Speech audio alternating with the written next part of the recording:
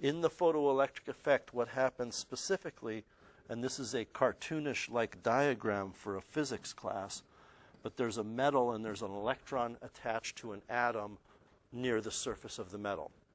And what happens is light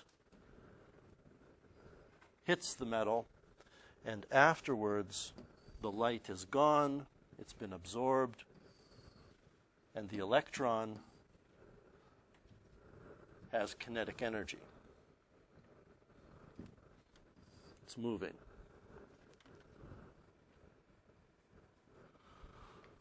That's what the photoelectric effect is. However, in order to explain the photoelectric effect in terms of calculations, we don't just draw a line of light here. I mean, we can, but I want to draw what's actually happening.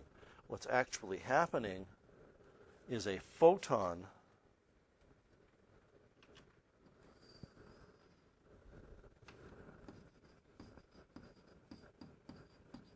is going to strike that electron. So the photon is moving at the speed of light. It's going to, I mean, why is it striking this electron? Well, it's going to strike some electron, so that's the electron it's going to hit. Afterwards, the photon is gone. So there's an energy of this photon that can be found using hc over lambda. That's what we learned the class before yesterday's. This kinetic energy is 1/2 mv squared. The reason these two energies are not equal, even though the electron got all of that energy, is because the electron requires some energy used up to get out of the metal, and that's called the work function. So this requires I'm not talking to get it moving outside of the metal, to remove it from the metal. In fact, maybe what I will do is just do this. This, to get it to leave the metal, requires W, which is the work function. It's an energy that can be measured in joules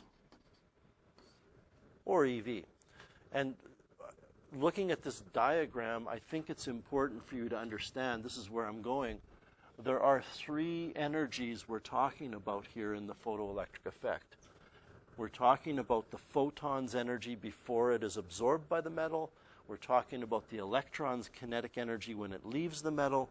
And we're talking about the work function, which is the energy required to leave the metal. So some of this photon energy goes into the work function. Some of it goes into kinetic energy. In fact, probably in places in your textbook, they will say this.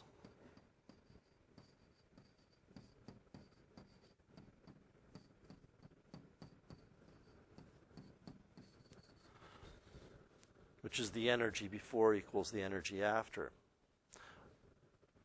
To me, what I'm about to tell you makes more sense to me. And maybe it's just because that's how I was taught the photoelectric effect. It makes more sense to me to say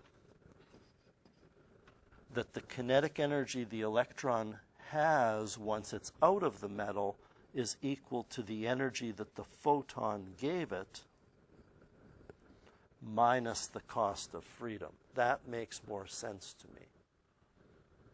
Just because it makes more sense to me doesn't mean I want it to make more sense to you. But you have to use conservation of energy in some way to figure out the relationship between these three energies. Okay, so when you're doing calculation questions in the photoelectric effect, your mind is focused on those three energies and how they connect together.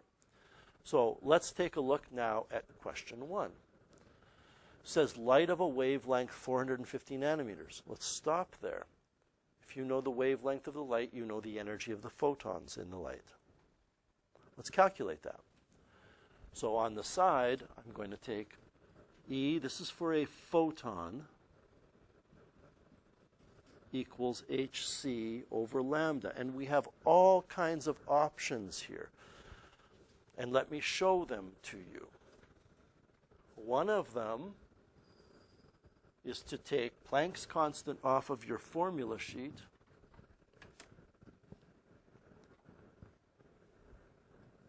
6.63 multiplied by 10 to the negative 34, and I would like everybody following along and doing these calculations. This is not a spectator sport. You need to be engaged here. You need to be doing the work yourself. Otherwise, when it comes time for you doing the work, you won't know what to do necessarily. You don't become a good basketball player by watching the pros play basketball. You have to shoot some hoops yourself. I'm going to divide that now by the wavelength of 450 nanometers, so that's 450 times 10 to the negative 9. I mean, I could enter 4.5 times 10 to the negative 7, but 450 nanometers is 450. Nano means 10 to the negative 9. So this is the energy in joules, 4.42 multiplied by 10 to the negative 19 joules.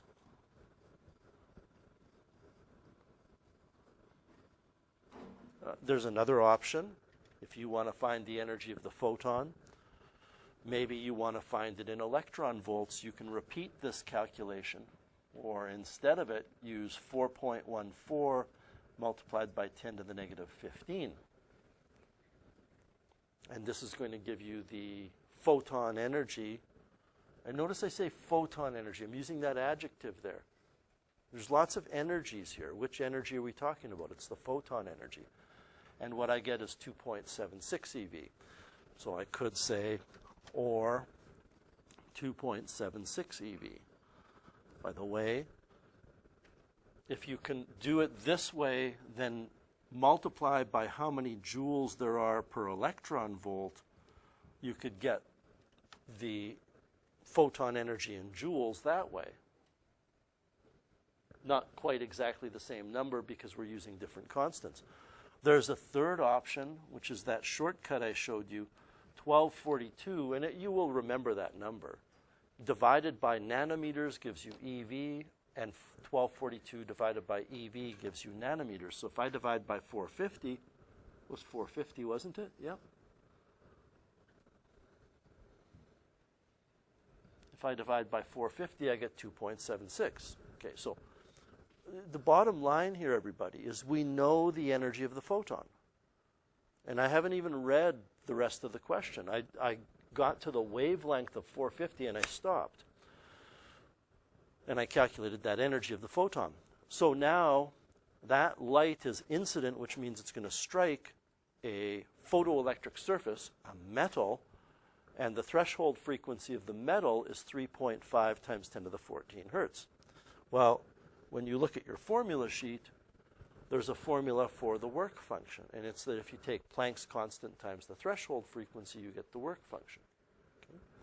So again, you have options. The work function is HF0. So I can either use Planck's constant in joules or Planck's constant in electron volt seconds.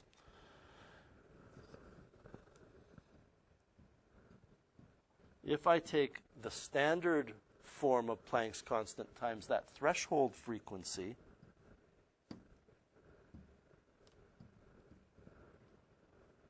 I get a work function of 2.32 times 10 to the negative 19 joules. And I'm going to leave it up to everybody here to manage the numbers on your calculators to carry decimals. You know how to do that.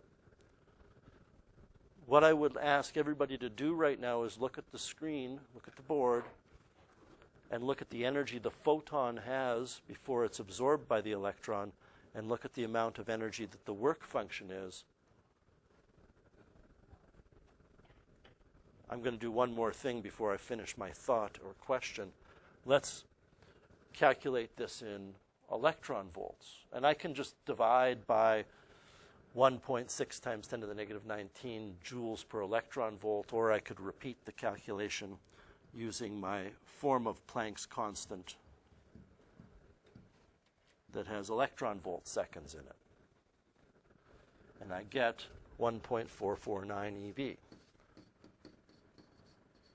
And I'm asking you to look at the energy we got for the photon and the energy that the work function has as a value. And you can look at the joules and compare joules to joules, or the EV and compare EV to EV. And I'm asking you this question now. It's not a calculation question. I want you to think about why the photoelectric effect will happen.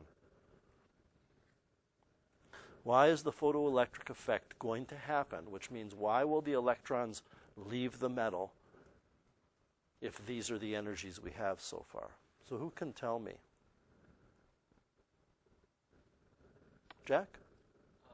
The electron gets excited by the energy from the photon, which makes it leave the outer valence shell of the atom that it's in, and it exits the metal. That is all true, but why will it happen? There's something else that I want to focus on here. Yeah, Thomas. Right. The photon energy is more than the work function. So the work function is the cost of freedom. It's the bribe, kind of figuratively speaking, it's the bribe to get the electron to nudge it out of the atom or the metal. So if this photon energy is more than the work function, the electron will be successful in leaving. These are the two energies. Now you're asked to find the kinetic energy of the electron, which is the third energy in the photoelectric effect. There's a photon energy, there's a work function, and there's the kinetic energy the electron has. The kinetic energy that the electron has outside of the metal, outside of it, is equal to the photon energy that was given to the electron minus the cost of freedom. So it's the difference between these two that's the kinetic energy. It's not the photon energy that's the kinetic energy. That's not conservation of energy because you're not including this work function. So to find the kinetic energy of the electron, and I'm just going to use electron volts here because they're easier for me to write, we're going to take 2.76 eV and subtract that 1.449 eV, and this is going to give us the kinetic energy of the electron. Now, I am also using electron volts for another nefarious purpose. I have something else in mind as to why I want to use electron volts. But let's do this. 2.76 minus, nefarious is probably the wrong word. I get 1.311 electron volts. This is the kinetic energy of the electron. If I want to find the kinetic energy in joules, again, there's so many options. I can't go through them all. I could have calculated the energy of the photon in joules and the energy of the work function in joules and subtracted them. And again, how I determine them in joules, there's options there as well. But if I subtract those, I'm going to get 2.10 times 10 to the negative 19.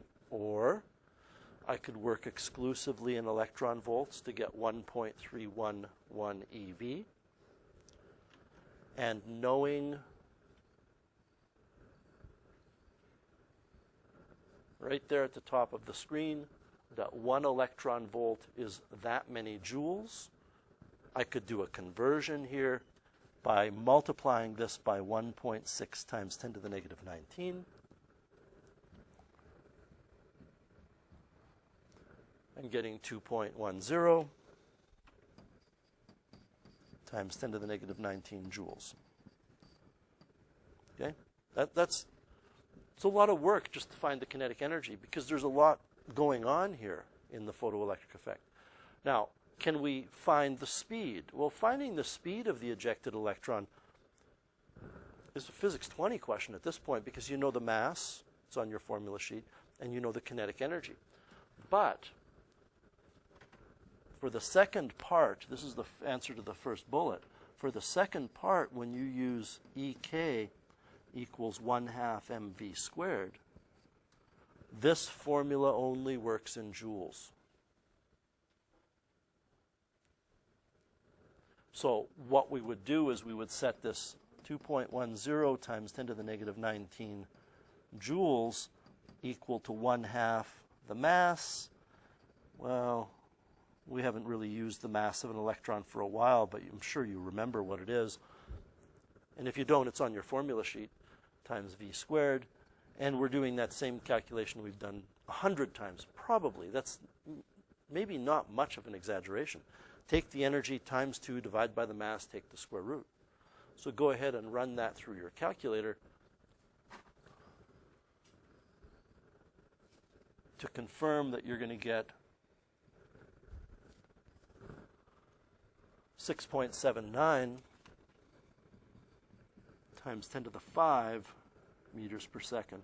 Now you might get 6.78 or you might get 6.80. It depends on the path you followed to get some of these energies.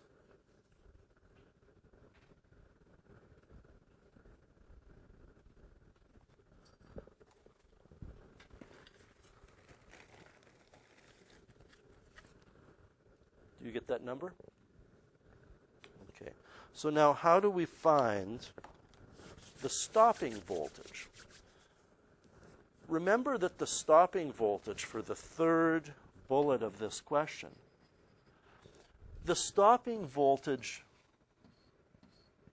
put caps on that V so we understand it's a voltage and not a speed, is related to the kinetic energy that the electron gets when it leaves.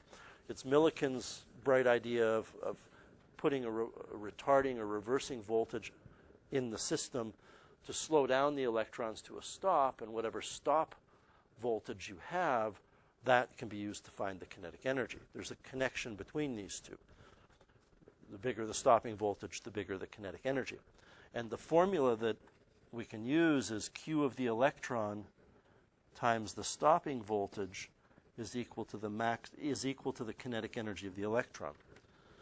And really, there was a time, just satisfy your curiosity maybe, there was a time where we weren't giving students that formula because really it's just an application of your definition of voltage.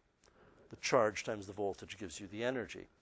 But for some reason, I don't quite understand why, but it doesn't matter, under atomic physics we're given that formula, the kinetic energy of the electron. It doesn't say electron, we need to know it's the electron. This only works in joules as well. So if we put in the kinetic energy in joules of 2.10, I take 1.60 times 10 to the negative 19 coulombs times the stopping voltage, I'm going to get 2.10 times 10 to the negative 19 joules. I have to take that kinetic energy and divide by the charge of the electron to get the stopping voltage. Okay. So I have that kinetic energy sitting, I think, on my calculator. I'm going to divide by 1.60 times 10 to the negative 19. I get 1.311, which was the kinetic energy in electron volts. And, well, let's write down the answer. The stopping voltage is 1.311 volts. The kinetic energy was 1.311 electron volts. This is why I would have done this question in electron volts, and as soon as I see this, I know what the stopping voltage is. It's the same number because it's an electron. And it's why I don't use this formula at all or any version of it in the photoelectric effect. If I told you the stopping voltage was 2 volts, I immediately know that the kinetic energy is 2 electron volts, and I can convert that to joules if my heart desires. Okay, it's not a big deal. So I'm just going to put all of this on the board so we can see everything. Does anybody have any questions with any of the calculations in number 1? So you're thinking 3 energies. Let's use that idea as we move towards number 2. 3 energies. 1 is the energy that the electron has after it makes its way out of the metal. So it's got nothing to do with the question yet. It's the photoelectric effect. There is the energy of a photon, there is a kinetic energy of the electron, and there is a work function.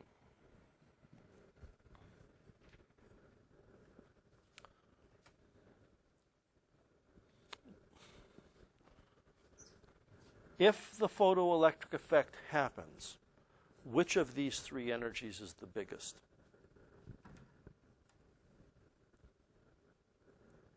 Carly? The E photon. E photon, right. Because it's got to be bigger than the work function to make the photoelectric effect happen, and whatever's left over is the kinetic energy of the electron. Let me ask you a question, though.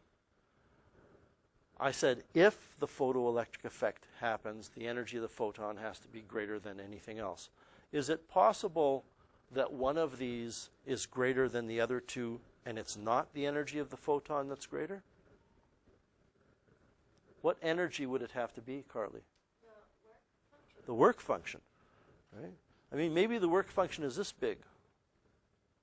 And I'm recording this, so if somebody's watching, I'm just holding up my arms really far apart. But the energy of the photon is only this big. And I'm holding my hands close together. What that would mean is that the photon energy is not enough to tear the electron away from the metal, so the photoelectric effect does not happen. Okay, so let's read the question, forgetting about what it's asking. Let's read the information. Light is incident on a surface whose work function is 3 eV. We know one of these three energies. And you know, we know how to convert it to joules. If we need to, we can. We don't need to right now. We might need to. It says electrons are ejected with a particular speed. Well, if I know the speed of an electron, I can find its kinetic energy. And again, I'm not trying to minimize the importance of this calculation. It's very important. But in terms of teaching you, we've used EK equals a half mv squared so many times in physics 20 and 30. That's just, it's a formality. It's just, let's put the numbers into our calculator and let's all calculate the kinetic energy of the electron.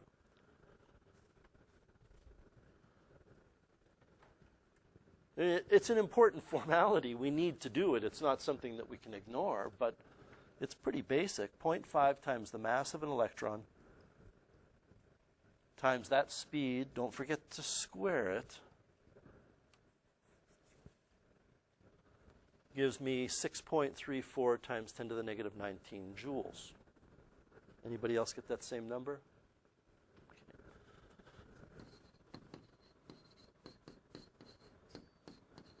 Now, since there's a relationship between, in the photoelectric effect, since there's a relationship between the energy that the photon has, the kinetic energy that the electron gets to keep, and the work function, since there's a mathematical connection between them, if you know two, you can find the third. Let's not worry about how we're going to do it here, but there's a connection, right? However, you cannot use 6.34 times 10 to the negative 19 joules and 3 electron volts directly to find out what the third energy is. You have to compare apples to apples or oranges to oranges. In real life, you can't convert an orange to an apple, but I hope you understand my analogy here. You have to decide, do I want to convert that kinetic energy to EV, or do I want to convert that work function to joules? It doesn't matter. Some of you might look ahead and see what might be a wise thing to do. In this case, I don't think there is a wise thing. I would work in EV. And the reason I would work in EV is EV are easier numbers to write down and think about. So as a little side calculation, I can say, well, 1 EV is 1.6 times 10 to the negative 19 joules. That equals XeV over 6.34 times 10 to the negative 19 joules. Again, I don't know. How many of you just look at this number of joules and know what to do to find the EVs? If you don't, if it's not apparently obvious that you divide by the number of joules per electron volt, then write out a ratio. Oh, it's right there on my calculator. I still have it. So divided by 1.6 times 10 to the negative 19 is 3.96 EV.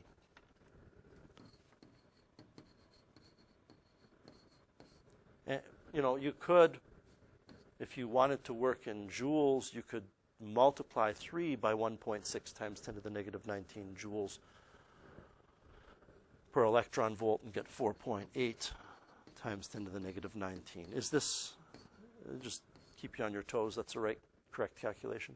Okay. So what's the relationship here? I always go back to the beginning. In my mind, I say, how much kinetic energy does the electron have when it leaves the metal? And I'm going to say it again in a different way. How much kinetic energy does the electron get to keep out of the total? And that way, that reminds me that what's going on here is the electron is given this photon energy, and we lose the work function, so the kinetic energy that the electron has when it leaves is a little bit less, or is less than the photon energy. And now I can put these numbers in. I can put in for EK of the electron 3.96 eV. I can put in for, well, E of the photon is what we're after, minus 3.0 eV, which was the work function. And I can see mathematically now, so now my brain, the physics part of my brain can turn off. I can just say, well, look at the equation that the physics told me. I'm going to add 3 to both sides, and you get 6.96. EV is the energy that the photon has. The rest of this question really has nothing to do directly with the photoelectric effect. And by the way, if you convert this 6.96 eV to joules, and then you go back and you convert, and you find the energy using these joules instead of EV, you'll get the same number, okay? But the rest of the question just says, what's the frequency of the light and what's the threshold frequency of the metal?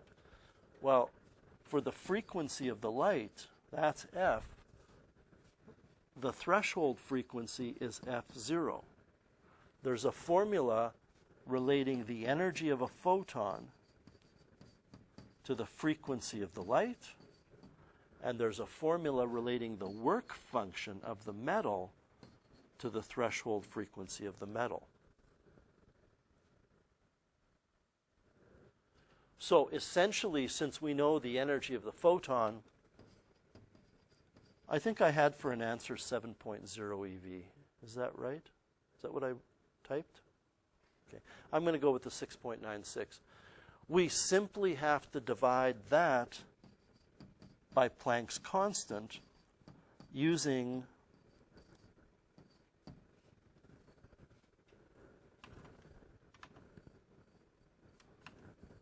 the appropriate version of Planck's constant. Since we've got EV, we're going to divide by the EV version of Planck's constant. Over here, the work function was 3.0 eV. We simply have to divide that by Planck's constant.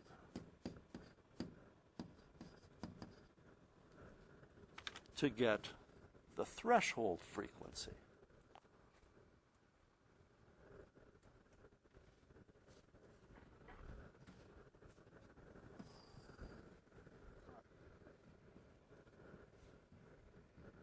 So this was the energy of the photon. So again, words like energy or frequency, they need to be qualified with something else. Energy of what? Photon.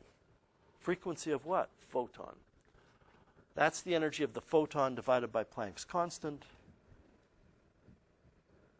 which gives me 1.68 times 10 to the 15 hertz.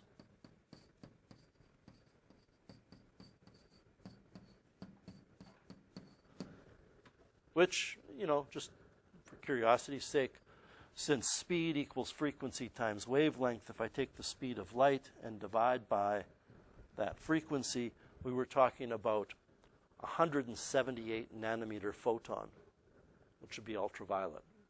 It's less than 400 nanometers. Over here, we're going to take 3 divided by Planck's constant, which gives me 7.25 times 10 to the 14 hertz.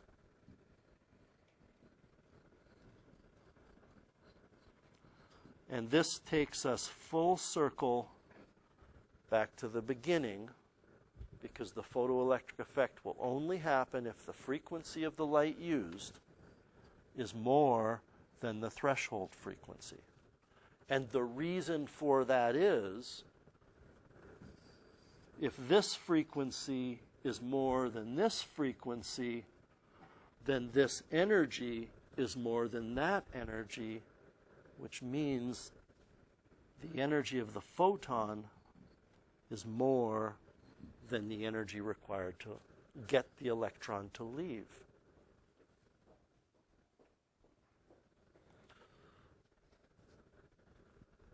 This might not fit very nicely on one screen, probably pretty narrow, but does anybody have any questions with any of the calculations there?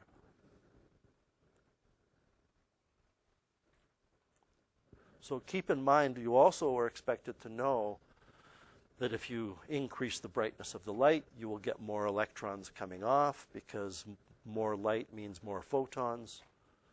And then tomorrow we will talk more in depth about that graph that we've just taken a peek at. Finally, when we say EK of the electron equals E of the photon minus W, there are a number of reasons why we put the word max here, but I don't think I need to get into all of them, other than to just say that formula will work that we develop under ideal situations. Maybe, and the explanation is deeper than this, but maybe when a particular electron absorbs a photon and it fights its way out of the surface of the metal, it gives up the work function, and it happens to collide with a couple of other atoms on its way out, losing a little bit of energy. So that max is the maximum possible energy that each electron could get. And again, the real reason includes that, but it's deeper than that. But that's why the max is there. So again, this is of the electron. This is of the photon. Very clearly it's subscripted photon.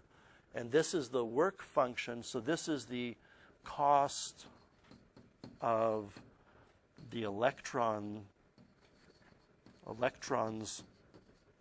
freedom. And by the way, we're going to encounter this on Thursday. We call these electrons free electrons now. They're free. What you're working on today are the assigned problems that start probably on, I think, page 47. Yep. You know, they don't start off necessarily with the photoelectric effect. When you take a look at number 1, you know how I've told you that if you know the speed of an electron, you should be able to calculate its energy like that? Well, if you're given the frequency or the wavelength of a photon, you should be able to calculate its energy like that. You're just using E equals HF or E equals H0 over lambda. This is not a photoelectric effect question, but they turn into the photoelectric effect. Can you take a look at your number 2, please? Do you have the word kinetic there? Yes. Cross it out. Don't know why, I've just noticed that for the first time after how many years of using these problems, but photons do not have kinetic energy. They have energy. As soon as you get to number 3, then you're talking about putting together the energy of the photon, the work function, and the kinetic energy of the electron.